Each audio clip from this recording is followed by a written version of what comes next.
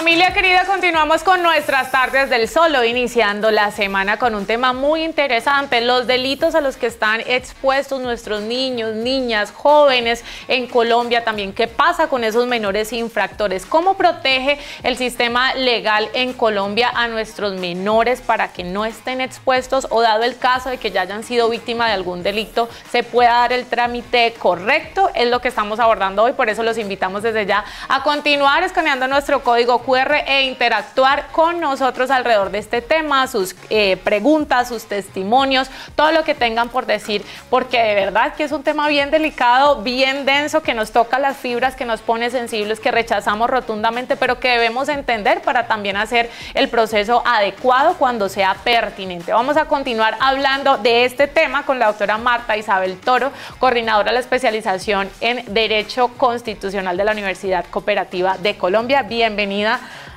abogada, buena energía, bienvenida a nuestras tardes del Sol. Para ti, bienvenida. Buena energía para ti también, Mauricio. Muchísimas gracias por la invitación.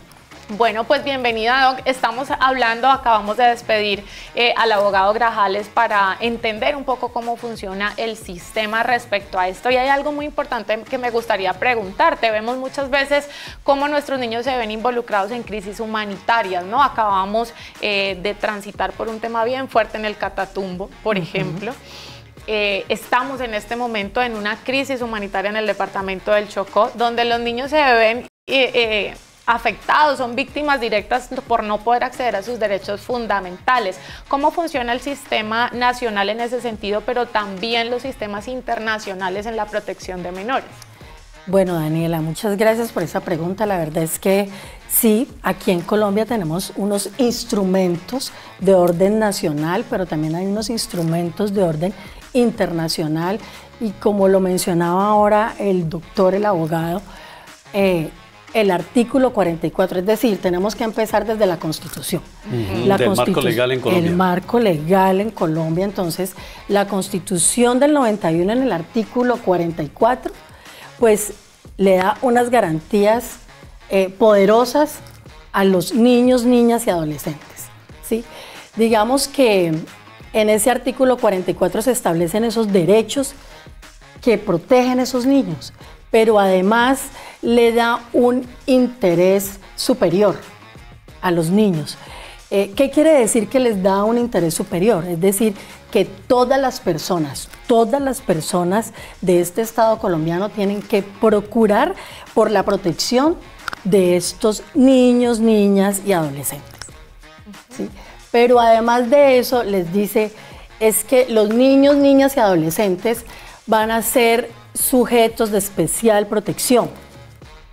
¿Qué es que sean sujetos de especial protección? Pues que el Estado tendrá que proporcionarle todos los mecanismos, todos sus órganos tienen que estar para atender a los niños, niñas y adolescentes. Pero también les dice, les vamos a dar protección integral. Y resulta que, ¿qué es la protección integral? Pues la protección integral es que todas las acciones del Estado tienen que estar enfocadas a proteger los derechos y las garantías de los niños, niñas y adolescentes, ¿sí? Pero además les dice, les vamos a dar el principio de que ellos son lo más importante, de la prevalencia, exactamente. Es decir, los derechos de los niños prevalecen sobre los derechos de los demás. Eso suena sumamente interesante y muy bonito, pues, en cuanto al marco de la ley, sí, doctora. Distante un poquito de la realidad que vemos respecto de la impunidad que hablábamos ahora con el abogado anterior. Pero vamos a, digamos que a resolver esta pregunta o esta inquietud de uno de nuestros televidentes, que dice lo siguiente, dice, ahora por más que se divulgue, se dialogue, perdón, es que está un poco distante el letrero, por más que se dialogue con los muchachos, es muy complicado, dado que con la proclamación, dice el televidente, de los derechos de los niños, muchos padres son vistos como abusadores. Y esto se refiere, digamos, un ejemplo a los padres que quieren corregir a sus hijos y ellos se quejan. Ay, eso los me chicos parece. se quejan porque es que, no, se están extralimitando.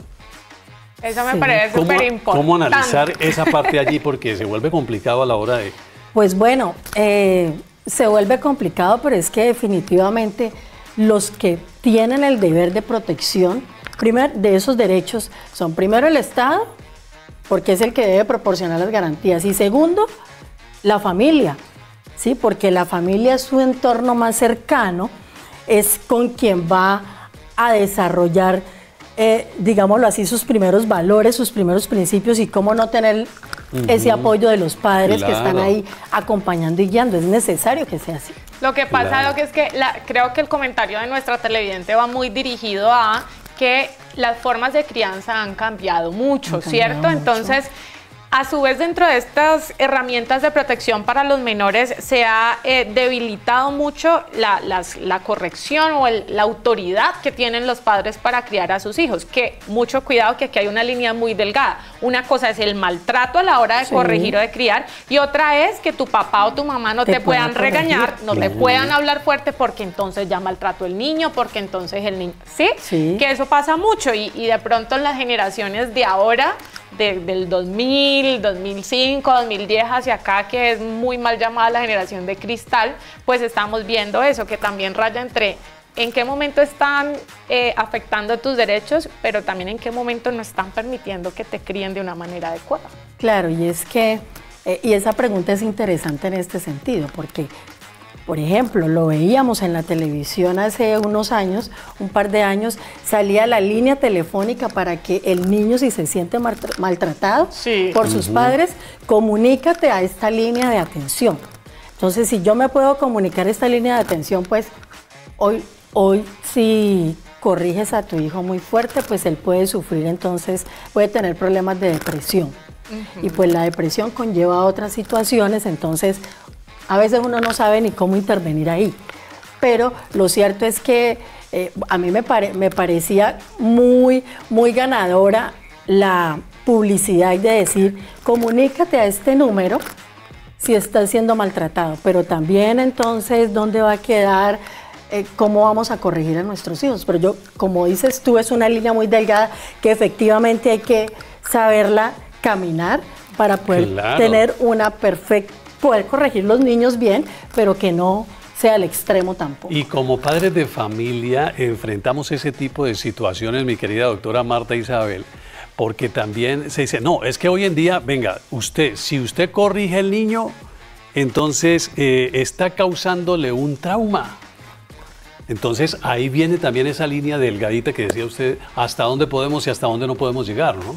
Correcto. Y es que necesariamente tiene que intervenir la familia, porque eso según su primer entorno, su primer nicho, el primer lugar donde está.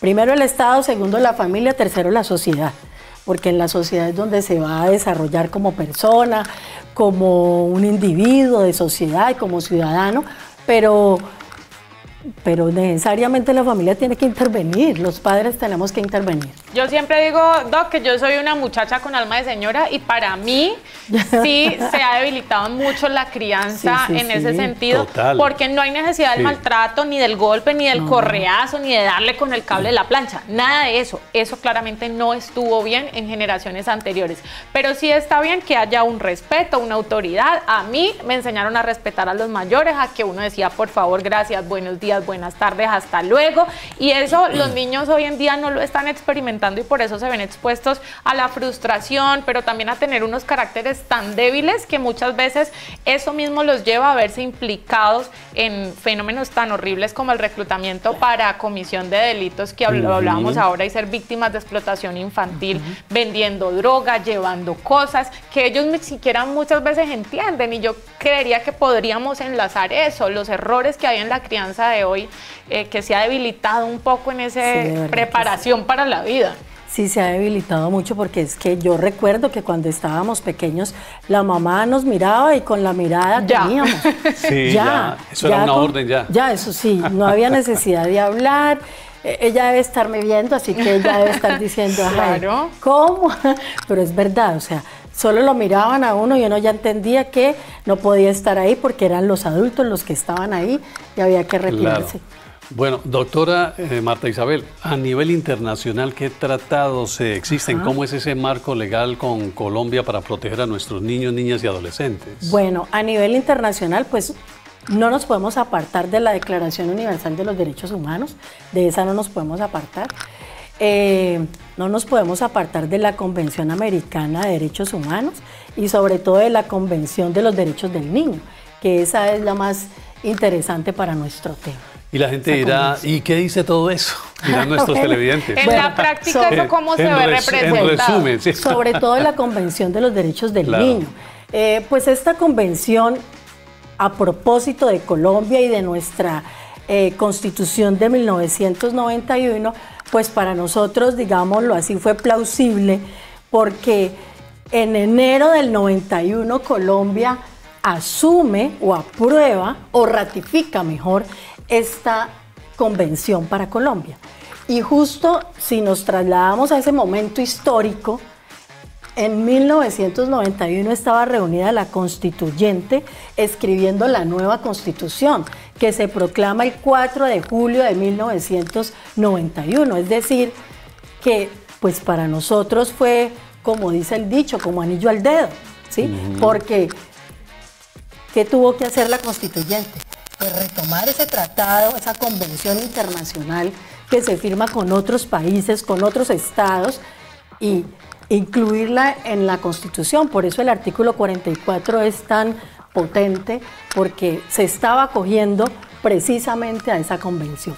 Doc, a ver, yo estoy de acuerdo con Mauro en algo y es que uno escucha esto y uno dice, pues somos Alicia en el País de las Maravillas, porque tenemos todos los tratados, la convención, la constitución, los artículos, o sea, tenemos todo para que nuestros niños y nuestras niñas no sean víctimas de ningún tipo de violencias o estén expuestos a tantos delitos a los que realmente están expuestos. Y ahí vienen las preguntas de nuestros ciudadanos, de uno mismo como parte de estos territorios y uno dice, ¿por qué entonces con todos estos artículos y todas las leyes que amparan a los menores, uno ve casos como el de la niña Sofía, que lo traemos nuevamente a colación? Este chico ya había abusado de 3 niñas anteriormente y uno ve tantos otros casos de acceso carnal violento a menores y resulta que es un hombre que ya había abusado de otras niñas y ya había sido denunciado y había sido liberado. Entonces uno dice, ¿para qué tantas leyes si en la práctica siguen siendo víctimas nuestros menores?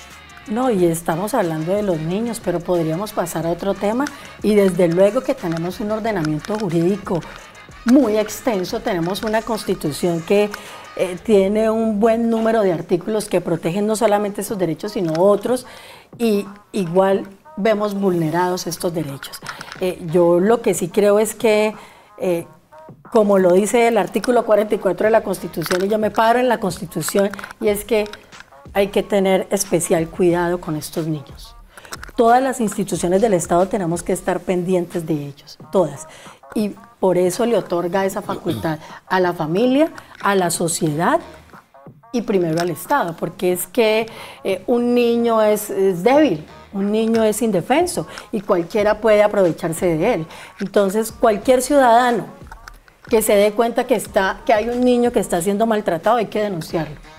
Pero y esa rigurosidad deberían de tenerlas las instituciones, porque claro, ¿de qué sirve que todos tengamos la rigurosidad, o de que en la familia haya la protección, o de que en el colegio haya la protección, si liberan a un hombre que violó 2, 3 niñas y sale y viola otras 5? Eso me parece tan doloroso y me parece que en nuestro país no debería de funcionar así. Claramente no es tu responsabilidad, perdón por el desahogo, pero es que claro, entra uno a cuestionar, listo, en nuestra institución educativa hacemos la tarea, en nuestra familia hacemos la tarea, pero van y pasan los casos y resulta que estas personas ya habían tenido unos antecedentes que uno dice, ¿por qué están libres o por qué se permite que de alguna manera vuelvan a incurrir en esto? Los explotadores sexuales. Hace poquito vimos una noticia en Medellín de una mujer, pues mal llamada con el término de proxeneta, que utilizaba niñas de 12, 13 años, las reclutaba fuera de los colegios y las vendía a extranjeros, las prostituía y las amenazaba, les decía que si decían algo la mamá las iba a regalar, las iba a dar una cantidad de cosas que, como tú lo decías, los niños son débiles y muchas veces no comprenden.